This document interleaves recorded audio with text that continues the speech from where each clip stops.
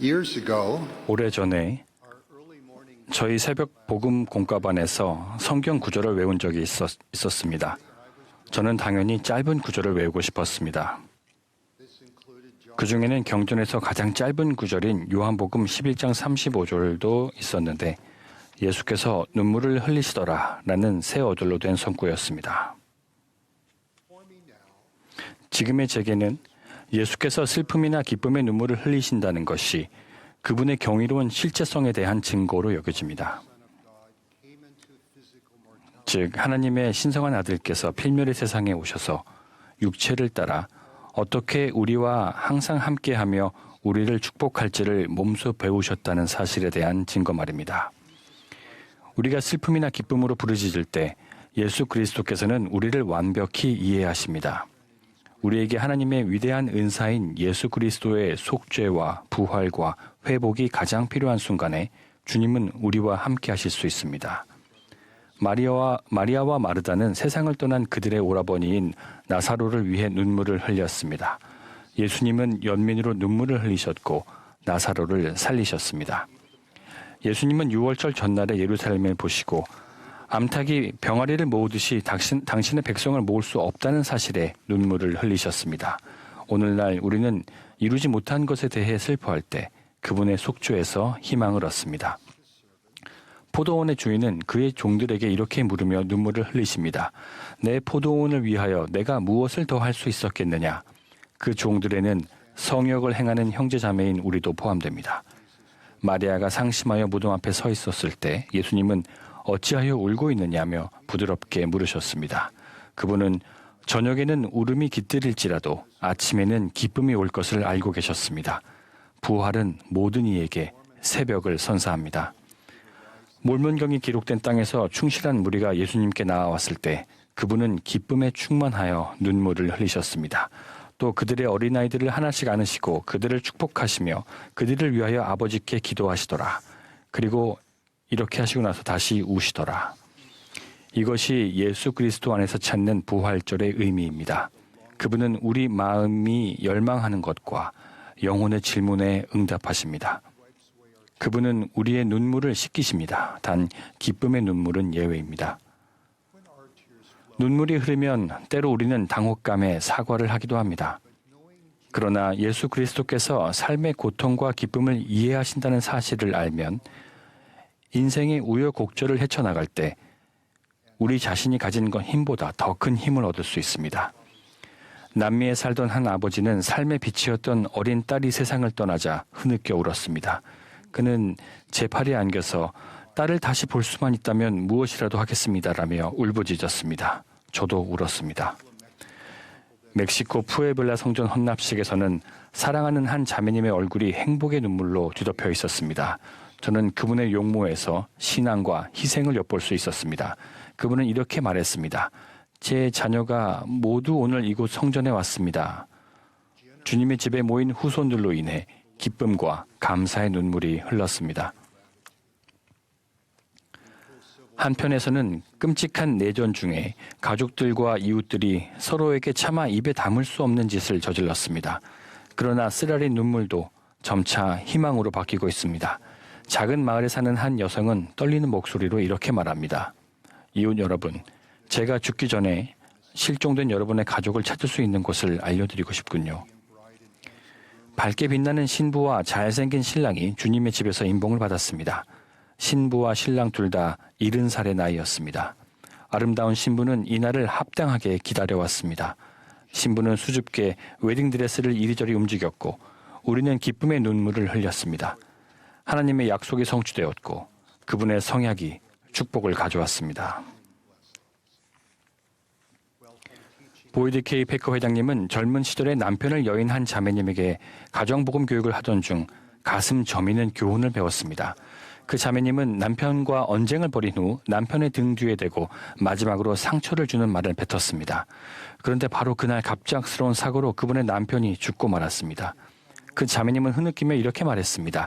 제가 남편에게 마지막으로 한 말이 심한 악담이었다는 자책 때문에 저는 50년 동안 지옥에서 살았습니다. 예수 그리스도 안에서 찾는 부활절은 우리가 휘장 양편의 관계를 치유하고 화해하며 바로잡을 수 있게 해줍니다. 예수님은 슬픔을 치유하실 수 있으며 용서를 가능하게 하실 수 있습니다. 그분은 우리가 뱉은 말이나 과거의 행동 또는 타인이 우리에게 한 언행으로 빚어진 결박에서 우리와 그들을 자유롭게 하실 수 있습니다. 예수 그리스도 안에서 찾는 부활절을 통해 우리는 하나님께서 우리를 인정하신다는 것을 느끼게 됩니다. 세상은 우리가 너무 크다고, 너무 작다고, 너무 뚱뚱하다고, 너무 말랐다고 말하며 충분히 똑똑하지도 예쁘지도 영적이지도 않다고 말합니다. 예수 그리스도 안에서 영적으로 변화할 때 우리는 병적인 완벽주의에서 벗어날 수 있습니다. 우리는 부활절에 대한 기쁨으로 다음과 같이 노래합니다. 죽음 정복하셨네. 주님 이기셨으니 인간 승리 얻었네. 그리스도의 부활은 우리를 죽음으로부터 자유롭게 할 뿐만 아니라 세월에서 비롯되는 연약함과 육체의 불완전함으로부터도 자유롭게 합니다. 예수 그리스도의 속죄는 또한 우리를 영적으로 회복시킵니다. 우리가 죄에서 또 하나님과 분리된 상태에서 벗어날 수 있도록 그분은 눈물을 흘리듯 모든 구멍에서 피를 쏟으셨습니다. 그분은 우리를 온전하고 거룩하게 하셔서 우리가 서로와 그리고 하나님과 다시 화합하게 해주십니다. 예수 그리스도께서는 이전의 모습뿐만 아니라 앞으로의 잠재력까지 모든 선한 일들을 풍성하게 회복시켜 주십니다. 예수님의 생애와 빛은 하나님께서 당신의 모든 자녀를 사랑하신다는 사실을 증명합니다. 하나님 아버지께서는 시대와 지역에 상관없이 모든 자녀를 사랑하시므로 우리는 와서 평안과 기쁨을 얻으라는 그분의 애정어린 권유를 여러 전통과 문화 속에서 찾을 수 있습니다. 언제 어디에 사는 누구든 우리 모두에게는 동일한 창조주의 자녀라는 신성한 정체성이 있습니다. 이와 비슷한 맥락에서 이슬람교도, 유대교도, 그리스도교도들은 모두 아브라함을 조상으로 하는 동일한 종교적 유산을 갖고 있으며 고대 애굽에서 일어난 사건을 통해 맺어진 성약 관계를 공유합니다. 조상 아브라함은 애굽으로 가서 축복을 받았습니다. 애굽의 노예로 팔려간 요셉은 바로의 꿈이 7년간의 풍년 이후에 올 7년간의 흉년을 의미한다는 것을 알게 되었습니다. 요셉은 가족과 동족을 구했습니다. 요셉은 하나님의 더 큰 계획을 보고 그 계획 안에서 성약을 지키는 자에게는 모든 것이 합력하여 선을 이룸을 알고 눈물을 흘렸습니다. 애굽에 있는 바로의 가문에서 자란 모세는 하나님의 자녀를 집합하는 열쇠들을 받았으며 훗날 이를 회복했습니다. 요셉과 마리아 그리고 아기 예수는 애굽으로 피난함으로써 예언을 성취했습니다. 카이로의 한 독실한 무슬림 신자는 다음과 같이 경건히 말했습니다. 코란은 요셉과 마리아와 아기 예수께서 우리나라에서 안전과 피난처를 찾으셨다고 설명합니다. 어린아이였던 예수님은 우리나라에서 우리 음식을 드시고 첫 걸음마를 떼시고 처음으로 말을 하셨습니다.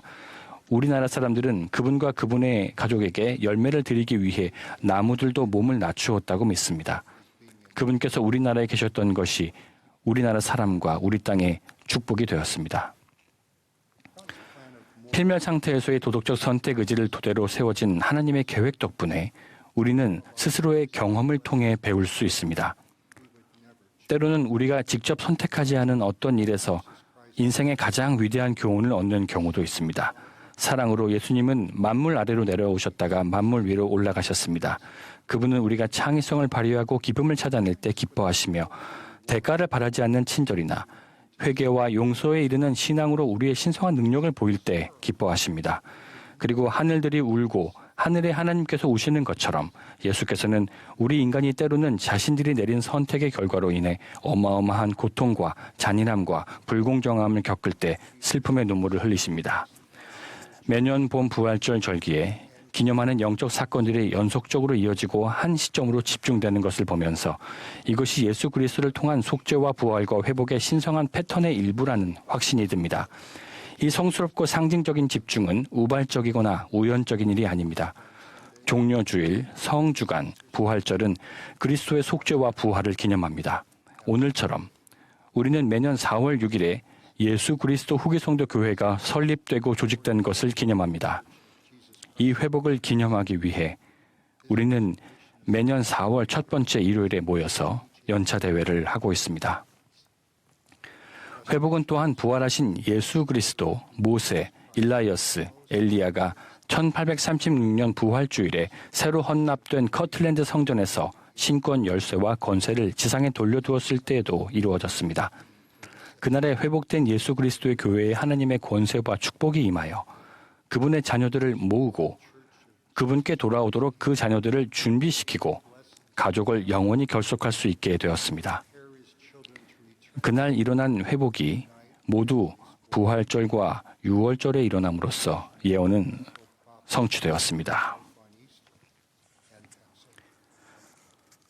저는 최근에 커틀랜드 성전을 비롯하여 선지자 조셉과 다른 이들이 하나님 아버지와 그분 아들 예수 그리스도를 시연으로 본 오하이오주의 성스러운 장소를 몇 군데 방문했습니다. 선지자 조셉은 하늘이 어떤 곳인지 보았습니다. 하늘에서 하나님 아버지께서는 예수 그리스도를 통해 영광의 왕국에서 자기 손으로 지은 모든 것을 구원하십니다. 유일한 예외는 아버지께서 아들을 나타내신 후에 고의적으로 그를 부인하는 사람들입니다. 예수님은 지상 성역을 시작하시면서 당신의 사명은 모든 시대, 모든 땅, 모든 상황에서 우리가 기꺼이 받으려고만 한다면 모든 것으로 우리 한 사람 한 사람을 축복하는 것이라고 선언하셨습니다. 광야에서 40일간 금식하신 예수님은 회당에 들어가 다음 구절을 읽으셨습니다. 주의 성령이 내게 임하셨으니 이는 가난한 자에게 복음을 전하게 하시려고 내게 기름을 부으시고 나를 보내사 마음이 상한 자에게 치유를, 포로된 자에게 자유를, 눈먼 자에게 다시 보게 함을 전파하며 눌린 자를 자유롭게 하고 가난하고 마음이 상하고 포로되고 눈 멀고 눌린 자는 다름 아닌 우리 모두가 아니겠습니까? 이사야서에는 희망과 구원과 확신을 주는 메시아의 약속이 다음과 같이 계속됩니다. 시온에서 슬퍼하는 자에게 화관을 주어 그 죄를 대신하며 기쁨의 기름으로 찬송의 옷으로 그 근심을 대신하시고 그리하여 우리는 이렇게 외칩니다. 내가 여호와로 말미암아 크게 기뻐하며 내 영혼이 나의 하나님으로 말미암아 즐거워하리니 이는 그가 구원의 옷을 내게 입히시며 공의의 겉옷을 내게 더하심이니라. 우리는 매년 부활절 절기에 예수 그리스도를 통해 오는 하나님의 위대한 은사를 하나의 통합적 상징으로 기념합니다. 이 상징을 이루는 요소들은 그분의 속죄와 그분의 실제적인 부활과 그리고 우리에게 주어진 부활의 약속과 하나님의 모든 자녀를 축복할 신권 열쇠와 권세를 지닌 후기 교회의 회복입니다. 우리는 구원의 옷과 의로움의 겉옷을 입고 기뻐하며 하나님과 어린 양에게 호산나로다 라고 외칩니다. 하나님이 세상을 이처럼 사랑하사 독생자를 주셨으니 이는 그를 믿는 자마다 멸망하지 않고 영생을 얻게 하려 하심이라. 우리 모두가 예수 그리스도의 속죄와 부활과 회복에서 평안과 성장 그리고 소속감을 발견하기를 바랍니다. 이는 변함없이 진실되며 기쁨 가득하고 행복하며 영원한 것입니다. 이러한 것들을 예수 그리스도의 거룩한 이름으로 간구합니다. 아멘.